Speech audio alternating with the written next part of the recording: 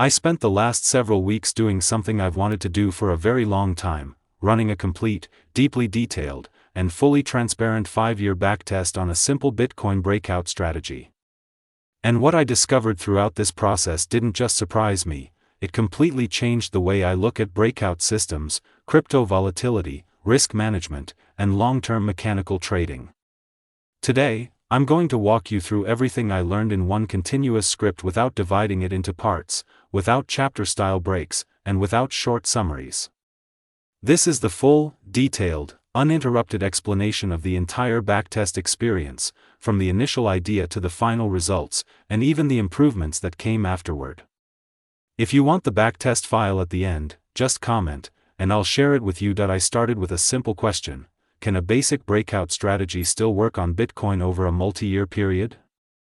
Crypto markets are known for extreme volatility and unpredictable behavior, yet that same volatility is often what makes breakout systems appealing.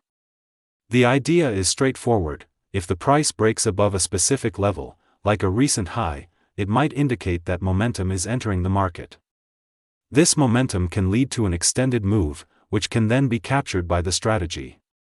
But the real question is whether this still holds true in today's market, especially across 5 years of wildly different market conditions, from bull cycles to bear markets and everything in between. Before running the test, I decided to keep the strategy extremely clean. No complicated indicators, no overlays, no multi-condition setups. Just a single, clear rule that anyone could replicate: buy when Bitcoin closes above the 20-day high, and sell when it closes below the 10-day low.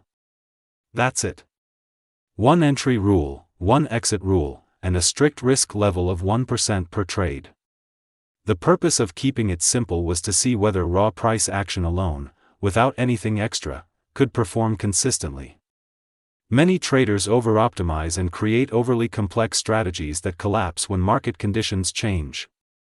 I wanted to avoid that entirely. To begin the backtest, I gathered 5 years of daily Bitcoin data, starting from January 2019 and ending in January 2024.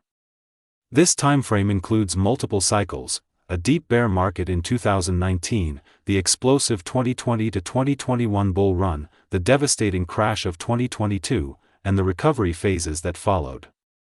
Testing across all of these conditions is essential because a strategy that works only during a bull market is not a strategy, it's just lucky timing. The real test is lasting through the full cycle. I then programmed the breakout rules into the backtesting software. The first thing I noticed was how rarely the system actually took trades. Many people assume breakout systems trade constantly, but in reality, they enter only when the price clearly breaks out of its range. Whether BTC was trending sideways or consolidating, the strategy remained idle. This is important because fewer trades usually mean fewer emotional decisions, fewer fakeouts, and lower transaction costs. As the backtest started generating signals, something became immediately clear: Bitcoin respects momentum far more than people realize. During upward trends, breakouts often led to significant follow-through moves. The strategy captured some massive swings, especially during mid-2020 and early 2021. These were the periods where closing above a 20-day high almost always triggered powerful upside continuation. The strategy rode these trends beautifully, but the flip side is equally important: this breakout system struggled in choppy markets, especially in late 2021 and throughout 2022. During these periods, BTC kept breaking slightly above recent highs only to fall back into its range a few days later. These false breakouts, also called fakeouts, caused the system to take a series of small losses. Fortunately, because risk was capped at 1% per trade, the damage remained manageable. Over time, the backtest revealed something fascinating: the strategy's success depended heavily on how well it handled drawdowns. A simple breakout strategy doesn't win all the time; instead, it wins big occasionally and loses small frequently. That means the key is minimizing the drawdowns so the account survives long enough to catch the next major trend. When Bitcoin entered a prolonged sideways drift, the drawdown increased slowly, one small loss at a time. But when the trend resumed, the system recovered quickly, often making new equity highs within weeks, after the full 5-year run completed, the results were finally in, and this is where things got shocking. The strategy posted a win rate far lower than most people expect, just 34%. On paper, that looks terrible.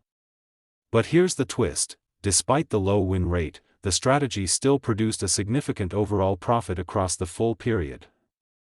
How is that possible? Because the winners were huge, sometimes 5x, 10x, or even larger than the small, controlled losses. This shows why breakout systems are fundamentally different from high win rate strategies like mean reversion. They sacrifice frequency for magnitude. The maximum drawdown across the 5 years came out to roughly 22%, which is extremely reasonable for a strategy trading one of the most volatile assets on the planet. Most Bitcoin buy and hold investors suffered much larger drawdowns, often 50%, 60%, and even 70% during certain periods. This means the breakout system not only produced consistent returns but did so with significantly less risk than simply holding BTC. When I analyzed the equity curve, it showed a steady upward progression with short periods of stagnation during choppy markets. The most impressive part was how well the system handled market crashes.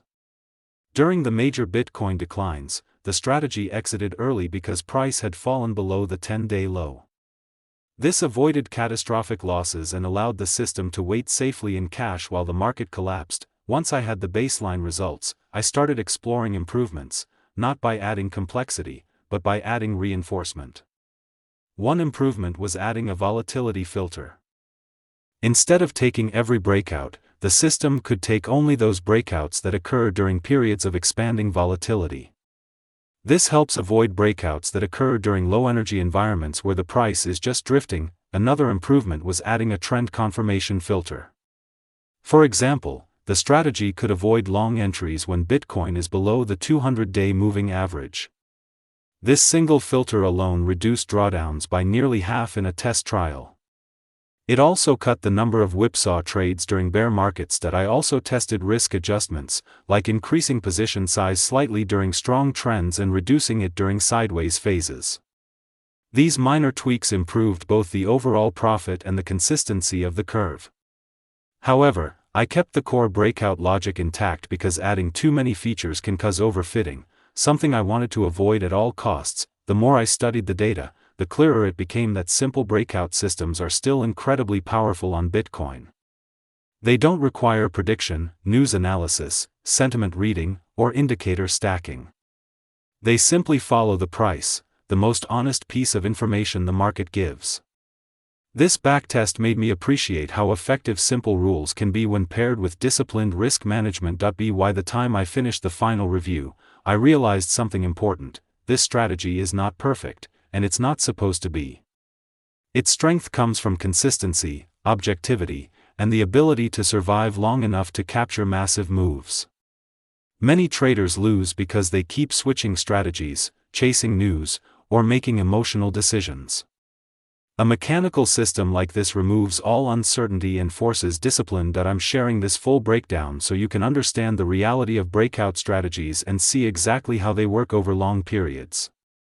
If you want to try this yourself, experiment with variations, or just analyze the raw data, I can share the exact backtest file I used. Comment if you want the file, and I'll send it to you.